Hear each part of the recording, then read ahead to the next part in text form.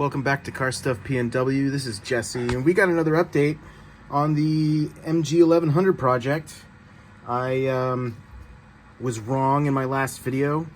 I actually was able to work on the MG some more the next day. This is today's Thursday, and last Sunday I managed to get some extra time, and I ended up cutting off the flaps that were on here, and I just welded the edge there on that side, and then over here I did the same thing. I just cut it off. I was gonna, as you can see where I scraped it, it was gonna be up here, but I just decided it was a waste of time to try and do all that welding when I can just do this much welding, and that's good enough.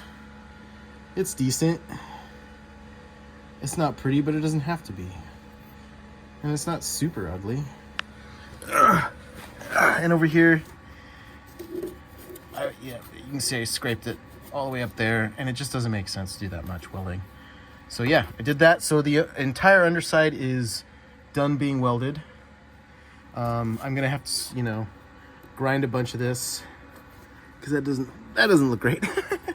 But I'll scrape all that off, and then once I'm done with the upper side, then I'll paint all this. I'm not sure what I'm going to do about this hole.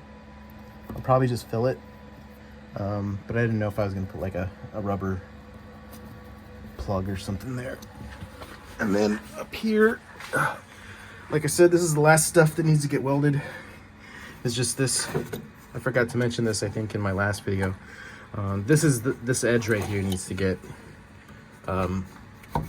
plugged up somehow, and so I've just been hitting it with my sledge, my mini sledge, just smashing it down to make it flush, and then I'm gonna weld all this up, and then once it's done, I'll figure out what I'm gonna do with that little hole, and then get some paint on it, and then once that's done, I've already tested pushing up on this with the floor jack, and it does pick it up pretty nice. The whole thing does push up, and so I gotta figure out a way to kind of, I think, brace this. I think if I put maybe a bar that goes from here to there and ties into this, maybe that would work. I don't know if I'm going to put it underneath or on top. I thought maybe I could thread it between these pieces and this, kind of in between. But these things are pretty flimsy, especially this thing. This thing's super flimsy, so it doesn't matter. So yeah, that's the next thing I'm going to do.